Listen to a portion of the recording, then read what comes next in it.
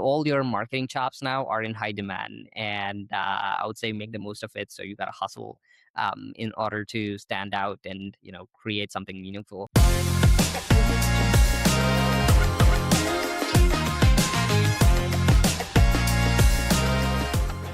Welcome to Lumos Talks, powered by Blindspot, the weekly show on growth marketing, straight from the people doing the work on the ground at some of the most innovative companies. I'm Seb Weber, I'm the ECD of Blindspot, and today with me is my co-host Hannah, our head of content. Say hi, Hannah. Hello. Hi, everybody. Let me just tell you a little bit about Blindspot. Blindspot is a tech company online that connects 2.5 million screens to businesses big and small around the world, from spectaculars in Times Square, New York City, all the way to a bus stop in Bulgaria. So check us out at cblindspot.com. I'm very excited about our guest today.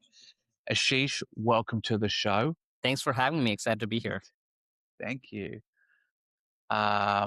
Can you guess? Our get down here is pretty simple. We just want to know a little bit about how you got started and what your role is now. And yeah, take us from the top. You got a pretty dope background from Meta and TikTok. So I'd love to know how you ended up where you are today. Yeah. Happy to share. And yeah, it goes back to my undergrad days, I guess. I mean, I wanted to study mechanical engineering when I was out of school, and I got into that. I was like, oh, mechanical engineering, I'm pumped up. And I started working on a shop floor, like an actual factory building watches. So I was like on the floor, like in the design department, but like on the factory shop floor. And a few months of it, and I convinced myself that that's not the future I want for myself. So I was looking at programs that would help me get into some of my strengths back then, just like getting into data and analytics. And this was back in India. So I applied to a bunch of schools Okay. in the US. And one school in the US said, okay, you get a scholarship. So I flew from India to Cincinnati, Ohio. And that's where I got my master's.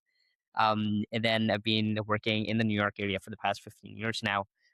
Started off building market mix models, so statistical modeling to figure out where you put your marketing money.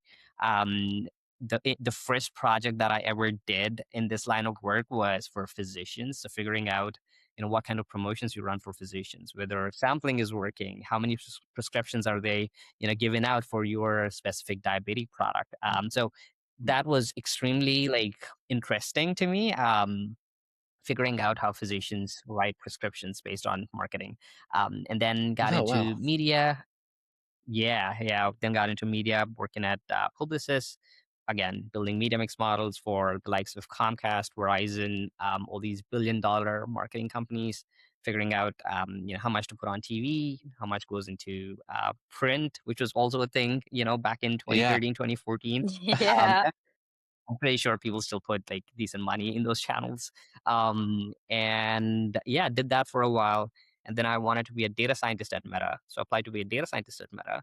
And then this is definitely a funny story. Someone saw my resume and said, oh, we want this guy on a sales team. And when they called me, I had like no idea what they're talking about. I had zero sales background. I had no idea what selling meant. And they thought, okay, you would do a good job here because we want someone with your skills to sell to data scientists at companies like TripAdvisor and Expedia, which are very data driven in how they run their media. So we want someone speaking that language, which at that moment felt like, oh, okay, let me just get into Meta because it's so hard to get into Meta, and then I'll find my way into data science. So I got in, and then 6 months into that role, I was like, okay, I love what I'm learning here. Because until that point in my career, I was always analytical, data driven. And then I saw the other side of how business works, right? Like the soft skills and negotiations, the camaraderie between teams, and when you see a sales leader just pumping up their whole team, and then everyone's like, yeah, let's go get that $20 billion revenue next year. So all of that was like new to me and kind of exciting. So I did that for a bit, then got into product marketing. I ran product marketing for measurement products at TikTok. And then as of 9 months ago, I joined Glance, which is an agentic commerce platform. So we are defining this category as we build it. So application of AI in the world of shopping. What does that future look like? So we're trying to do our part in defining that. That's awesome. You know what's funny? You reminded me when you talked about print ads. Uh, Hannah's too young to be part of this conversation, but I think you and I are probably around the same age. There was something that's Tyler, one of the CMOs at Nike's biggest agency. I can't remember his name, Tyler something. He once said to me the funniest thing, like 20 years ago. He said, uh, he goes, I know that 50% of my advertising and marketing is working. I just don't know what 50%. Back in the Yeah, day, before we had metrics and analytics, we would just throw stuff and we would see when it was working, but you couldn't tell me for shit what was actually working. Maybe other than maybe TV ads, because you could kind of correlate the timings that we were running ads. But yeah, it's funny. I haven't thought about this in a long time. That's awesome. yeah. That's fucking awesome. I've heard that quote like used so many times, and I'm like, yeah, I mean, people use it a lot, and it makes sense, right? Even today, with all the media and measurement that we have, we still like aren't like entirely sure what the exact split is that's coming from each channel. Yeah. Yes, AI is here, and AI is like helping build models quickly. Even like MMM models are like so easy to build now with AI. Yeah. Even so, I mean, it's still a lot of art, along with the math, figuring out where exactly your marketing is working and what kind of ROI you're getting from each channel. Yeah, that's so true. And I saw that you said you describe your job as translating complex technology into impact. So where does that instinct come from? Yeah, I guess it's start. I think that I wouldn't say I had that instinct from the beginning. I was very like blinders on data person. If someone did not understand what I'm saying, it was hard for me to like break it down um into a way that they would get. But for me, that changed through learning at Meta. So that whole role shaped me in a lot of different ways, because you're surrounded by sales leaders, veterans who've been selling for a very long time, and they're asking you these really I would say simple questions back then, about, okay, what does this model do? Like, how do you like what do you think of this revenue scenarios that we're proposing, and how would you explain that to someone who doesn't like live with data every day? So that's where thinking about the problems from the other person's perspective became a part of my day to day. So I would say I did not have that instinct always. It's something that I've watched from a lot of people around me, and developed an instinct for, I guess. Tell us about a real growth challenge you've had to crack, something without an obvious answer. I'm curious to see uh, how you've had to crack the myth of growth, the myths, Yeah, the multiple myths of growth. yeah, yeah. I would talk about the growth challenge that we're living through today, and it's a hard one because a lot of this is defining what a category is, what this new category of agentic shopping or agentic commerce is. So the challenge with this particular like phase of growth is, one, you got to like convince people that this thing is real, right? Like the agent e-commerce is here, and it's going to change how we all shop in the future.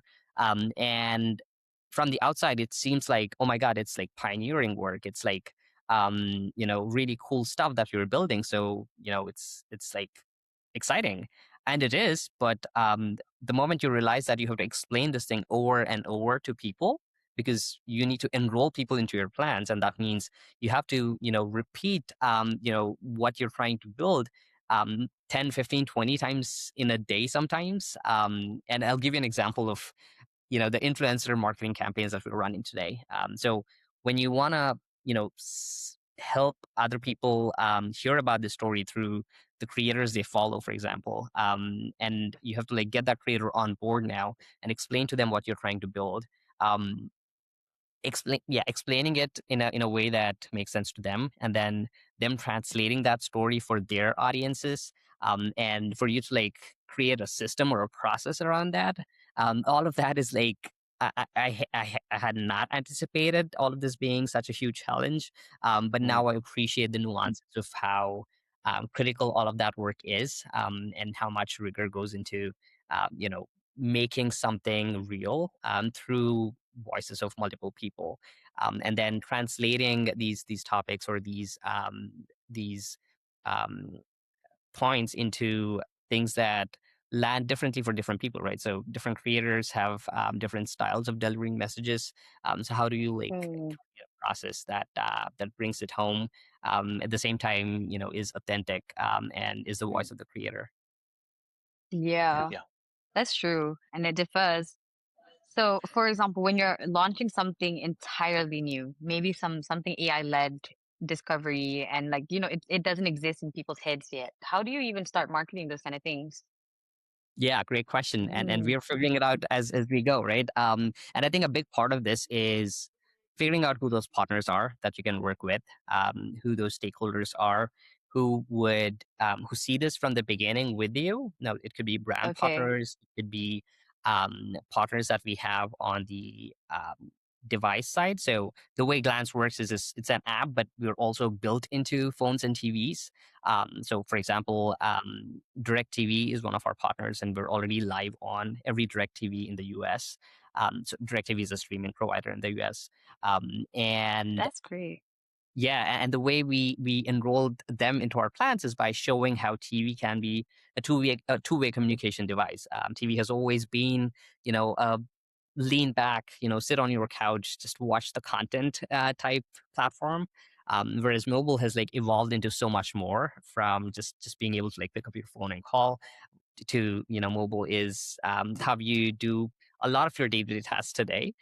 But with TV it hasn't evolved as much, so we started painting that picture with them to show how the wallpaper on a TV could be a canvas that shows inspiration throughout the day. It could lead to commerce outcomes if we inspire the users enough, which means there is like a monetization angle that the partner can also see. So it's not just inspiration, but there's eventual revenue opportunity. So figuring out what those paths are and then getting partners enrolled in those plans is what we've found to drive success for us. And similar on the brand side, so figuring out which brands are leaning into AI in the marketplace today, and then getting them on board to say, okay, these are experiences that you can provide to your potential customers, where someone can see the entire website with clothes on them instead of clothes on a model.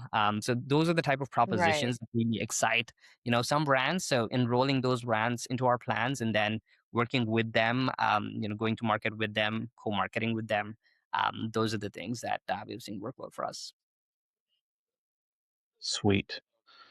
How do you like evaluate a Cool. growth opportunity today? Like, what's your mental model like? I guess what I want to know is, when do you know something's worth betting on?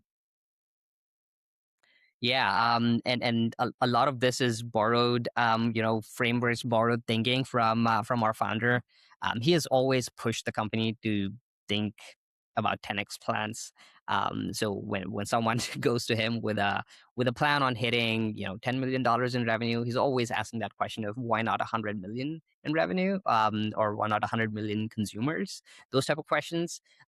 So evaluating those growth plans are focused quite a bit on scale. So if there is a growth strategy we're pursuing, is this something that has a saturation, in the short Mm, term, or is there right. a lot of upside that we can actually unblock?